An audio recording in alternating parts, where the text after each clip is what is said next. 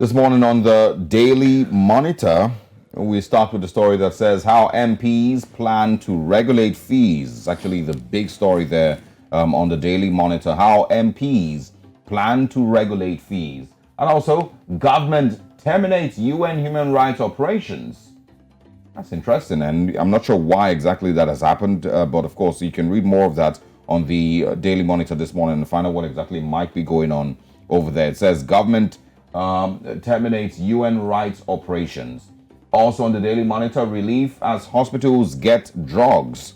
That's one thing you can also find there. Oh, that's good, because some days ago the paper was talking about how they just really want drugs. Yes. They don't care about whatever arguments are happening, they just need drugs. So yeah, it's good to see that that's been resolved. Absolutely. Top of the screen, it says in an article, why police have changed breed of sniffer dogs. That's on page 3 of the Daily Monitor this morning, and the big stories there. But of course, you can see a picture there of a small protest. UN, stop funding Uganda Human Rights Commission. I think there's, a continuous reduction of the trust that certain countries are having with international NGOs and the likes, in many parts of the continent. They've been accused of, of quite a lot, even if the story doesn't, go too far. But, there are some allegations here and there of, international non-governmental organizations and the influence that they've had that is not just, giving aid to different. It's why some of these countries blatantly say that they won't allow international NGOs come and fund or come and directly connect with citizens. Yes. You have to be regulated, go through the government. Absolutely. In some way. Well, those are the big stories there. Of course, there's an article, if you're building a home, it says kitchen design errors and how to fix them. That's on page 25 of the Daily Monitor. Well, I wish somebody would have put a certain device that sucks out heat from my kitchen. So that there is those. Yeah, but you just don't have it in yours. No. Okay. Okay. Those are the stories on the Daily Monitor this morning. Let's move to the Guardian Post in Cameroon. On the front page, we have media guru Chief Uzongandebu bows out. This is the media in the country is mourning after it was hit by the cold hands of death. And this follows the death of media guru and Chief Executive Officer of Eden Media Group, Chief Zaki Uzongandembu. He died yesterday in India after an operation.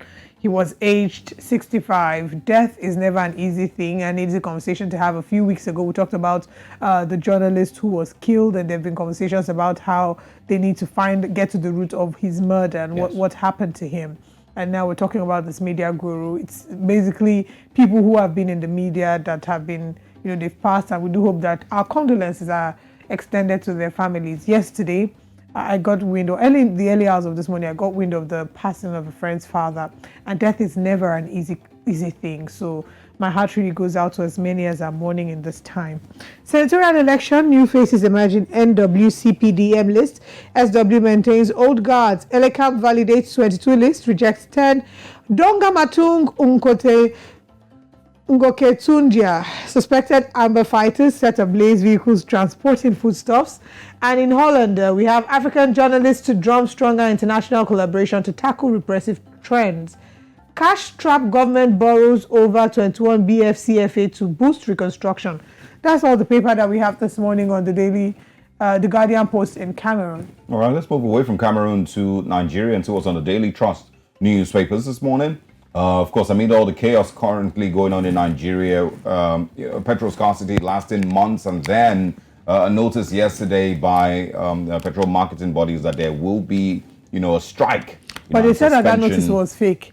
At some point, we heard, so there's been mixed reviews. On the one hand, they said there's a notice. On the other hand, I saw another report that said Ipman denies the notice. And that one, we heard Ipman has called off the cessation. So it's just mixed reports. Interesting really. Times. All right. On the Daily Trust this morning, Buhari convenes Emergency Council of State meeting on Friday. Come up with pragmatic solutions, Afenifere urges leaders.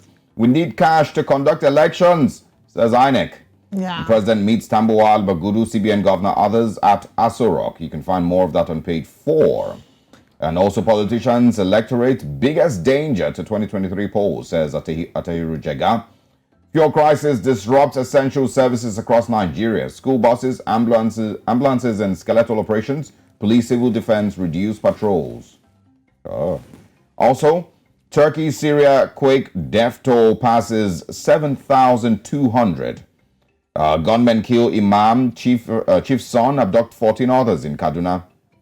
And just another reminder that, when you hear of stories of death by gunmen, unknown gunmen, bandits, kidnappers, terrorists, we never hear loud protest, by the Nigerian governors or by the National Assembly. We've never seen them come together to completely condemn and demand the protection of Nigerian lives and property.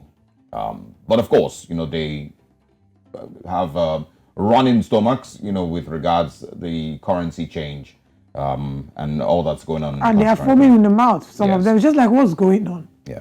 All right. BOA to dualize 132-kilometer Kano Kongolom Road with 115 billion naira. And the final story here, retired Air Commodore and others in hot battle to unseat Dogoa. These are the stories on the Daily Trust newspapers this morning. All right, now let's look at this day in Nigeria, because this is the day that I was going to crack a dry joke, but let's wait. Actually, it's Wednesday. Yes, it is. All right, great. So let's look at this day newspapers, because this is the day that the Lord has made.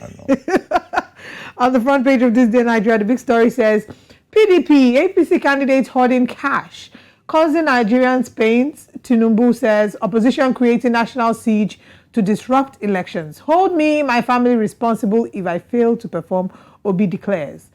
He has put his innocent family up on the line. All right. I'll prioritize education, security. Kwankwaso reiterates commitments. Naira scarcity. Buhari, Bagudu, Tambuwal, Emefiele meets, seeks solution. President cancels meeting with NGF over Supreme Court action. CBN has no plan to thwart polls with Naira shortage, says Apex Bank governor. Federal government blames opposition for politicizing policy. CBN has disbursed over 1 billion naira to banks in Edo in 3 days, state government reveals. So if CBN is saying they've disbursed over 1 billion naira to banks, how is this money not getting to the hands of citizens? Obviously, because the banks are also culpable. I don't know if you've seen the videos of bankers and bank managers being arrested because they were either hoarding cash or they were giving cash to a special select number of people. So, a lot of questions need to be answered, and Gbolahan Olojide yesterday on Election Countdown did mention that it was going to be hard to even see proper currency flow across the country, because the CBN said that they had taken back 2 trillion naira and they had put, into the country the new currency, about 800 billion, I think, or was there, 500, 800 billion, that there was obviously going to be some level of scarcity. But I think it's beyond that even, aside the fact that they haven't put in or pumped in enough money into the economy. The bank managers and the bank operations also have a lot of questions that need to be answered, because it just doesn't make any sense that there is just no money in the ATMs and people having to queue. Honestly, I don't even know the way out. Maximum withdrawal limits, I don't know the way out, because what we had then seen yesterday, I put up a post on Instagram and someone commented, it wasn't even anything related to the fuel scarcity. Somebody commented saying, I'm just seeing this post after surviving and fighting for my life. That she was in Abeokuta when the protest started, and she literally had to run to ensure that she didn't end up becoming a victim of circumstance. We're seeing protests breaking out in different parts of the country, and it feels like there's this tension in the air, this sense of us. Well, like for some people, it's like we're like the ostrich in the sand. You're burying your head in the sand, unaware that something is going to explode any moment. And we do hope that everything is brought under control. Truth is, somebody's lying.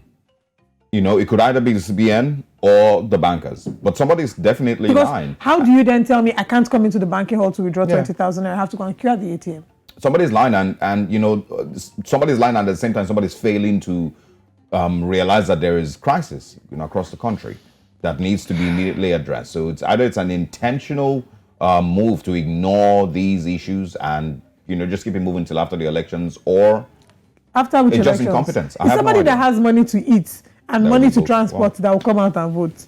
Anyway, final story this morning on this day newspaper, we have court discharges acquits Omokore firms of $1.6 billion fraud allegation, says formal procedure followed by the defendants in lifting sale of crude oil. There's no way I can wrap this up without taking the story. It says 48% of Nigerians now live below poverty line, says Humanitarian Affairs Minister. 48% of Nigerians, that's almost half of the population of Nigerians living below the poverty line. We have a lot of work that needs to be done.